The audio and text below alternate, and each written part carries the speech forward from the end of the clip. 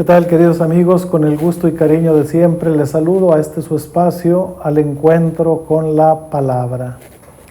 Un espacio de reflexión a la luz de la palabra del Señor.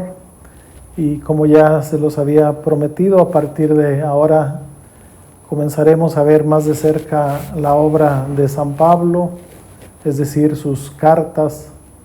Y quiero que empecemos viendo algo sobre este personaje tan lleno de misticismo, tan lleno de Dios, un hombre que tuvo un cambio radical en su vida de ser un perseguidor a convertirse en un mensajero, en un predicador del reino, sobre todo en el mundo de los paganos. En esta ocasión vamos a profundizar un poco quién es Pablo, quién es este personaje del cual vamos a estar hablando, aunque ya lo habíamos visto de alguna forma en los Hechos de los Apóstoles, pero bueno, hay dos formas de conocer a Pablo. Una a través del libro de los Hechos de los Apóstoles, que es una obra más bien de tipo teológica que realiza Lucas, y otra forma más directa es leyendo, meditando sus propios escritos, sus cartas. Creo que la segunda aproximación es la más adecuada, puesto que en una carta se pueden leer, interpretar los sentimientos del apóstol, un hombre tocado, transformado por Cristo. ¿Quién es Pablo, pues? ¿Qué sabemos acerca de nuestro personaje? Para comprender a Pablo y con ello sus cartas, es necesario tener en cuenta su persona, su formación y aquellos acontecimientos que influyeron decididamente en él. Entre estos acontecimientos está claramente su vocación en aquel camino a Damasco, que divide la obra de Pablo en un antes y en un después.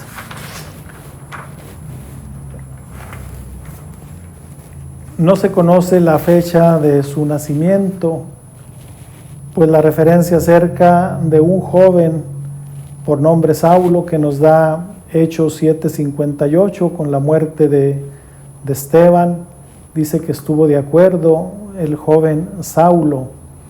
Y el calificativo ya anciano que él mismo se da en la carta a Filemón son imprecisos. Es difícil pues imaginarnos a un Pablo, sea muy joven o muy anciano, como él mismo se define. Lo que sí sabemos es que su nombre es Paulos, derivado del latín Paulus, que significa pequeño, poco. Será hasta en Hechos de los Apóstoles, hasta el capítulo 13, versículo 9, cuando Lucas le da el segundo nombre, lo llama Saulos, forma griega del hebreo Shaul o Saúl, que recuerda sin duda el primer rey de Israel. Este nombre semítico, Shaul o Saúl, aparece sobre todo en sus relatos de vocación. Después de Hechos 13:9, Lucas lo seguirá llamando Paulo. Como en el mundo grecorromano era frecuente el empleo de dos nombres, Pablo pudo tener uno semítico, Saulo, y el otro griego o romano, Pablo. Nuestro personaje nace en la ciudad de Tarso, capital de la provincia romana de Cilicia. Por estar situada a orillas del río Cidno y por su cercanía con el mar, era un punto de encuentro entre las civilizaciones de Oriente y Occidente, y era una ciudad muy próspera, Tarso. Además de las lenguas de Asia Menor, como en todo el Imperio Romano, sobre todo en sus grandes ciudades, se hablaba el griego koiné o griego común, el que Pablo conoce y maneja bien como lo demuestra en sus cartas. En Tarso de Cilicia se fabricaban el célebre cilicio, una tela resistente confeccionada con pelo de cabra para tiendas de nómadas y soldados en campaña. Este era el oficio de Pablo, según nos indica Hechos capítulo 18, versículos de 2 al 3.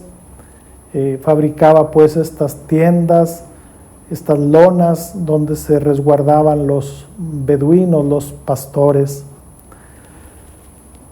La ciudad fue reconocida por Estrabón, geógrafo griego, como ciudad universitaria, pues era un foco de cultura helenista. Había escuelas de arte, ciencia y filosofía, al estilo de Atenas y Alejandría.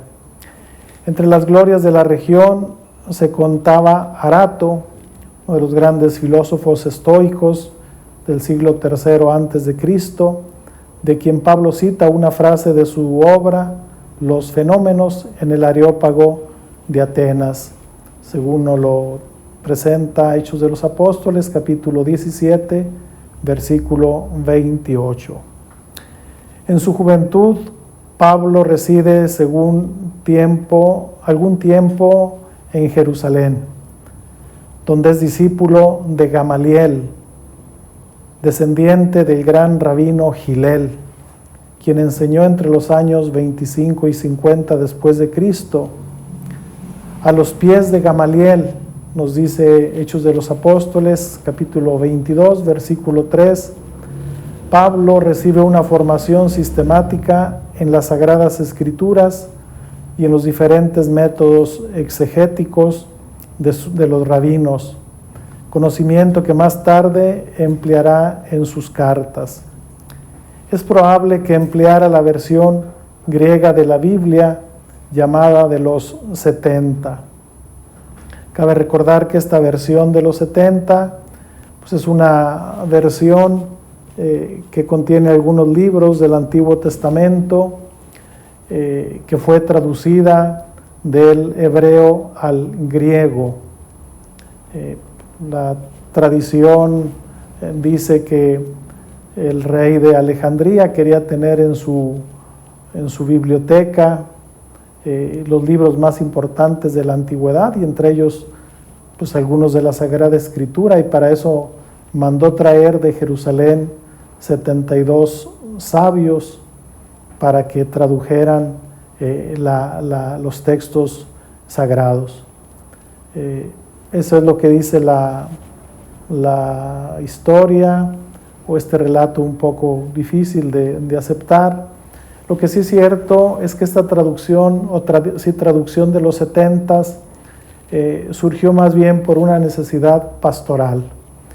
Es decir, en el siglo II antes de Cristo, ya la invasión había sido pues realizada por los griegos. En todos lados se hablaba el griego, o el griego al menos era la lengua oficial. Recordemos que la influencia de Grecia en toda esta parte de Israel la tenemos hacia el año 333 antes de Cristo, justamente con el gran Alejandro Magno. Y a partir de ese tiempo, pues los griegos hacen una conquista no al estilo antiguo. El estilo antiguo era que no quede piedra sobre piedra, es decir, destruir todo para imponer la nueva civilización. En cambio, los griegos, más bien ellos imponen su pensamiento, su lengua, su religión, su arte. De ahí pues que en el siglo III, II antes de Cristo, el griego era la lengua común. Entonces seguramente esta traducción surgió por una necesidad que hoy llamamos pastoral, es decir, los judíos ya no conocían, ya no hablaban el hebreo. El hebreo se había reducido solamente para la sinagoga, para los lugares donde se proclamaba la palabra, donde se estudiaba. pero fuera de la sinagoga el hebreo era una lengua ya que nadie conocía. Entonces vean la necesidad de traducir esos textos del hebreo al griego. A eso le seguimos llamando la traducción de los 70 o de los 70. Y es sin duda pues la escritura que conoció Pablo. Pablo, por tanto, fue un judío convencido y formado, nacido en el seno de una familia judía de la diáspora. La diáspora eran todos los judíos que vivían fuera de Israel en diferentes comunidades del imperio. Pero Pablo siempre estuvo inserto en esa sociedad grecorromana de cultura helenista. El hecho de ser hijo, discípulo de fariseo y su entereza de carácter explican que se haya transformado en perseguidor de los cristianos y posteriormente en un incansable misionero de Cristo. Gracias a esta formación pudo después polemizar con los judíos y con los judeocristianos de tendencia judaizante en igualdad de condiciones. Pues hasta aquí nos detenemos en esta ocasión viendo la personalidad, los orígenes de Pablo y pues es preparando el terreno para las cartas que posteriormente veremos. Síganos en nuestras redes sociales, página de Facebook y YouTube de la Diócesis de Gómez Palacio, la cuenta personal de un servidor, Julius Carrillo, en Facebook. Ahí nos encuentran todos los martes desde temprana hora. Compartan este material y ojalá nos enamoremos cada día más de la palabra de Dios y de estos personajes que de alguna forma siguen siendo modelos de conversión, de ir hacia Dios. La bendición de Dios Todopoderoso, Padre, Hijo y Espíritu Santo, los cuide y los proteja siempre. Amén.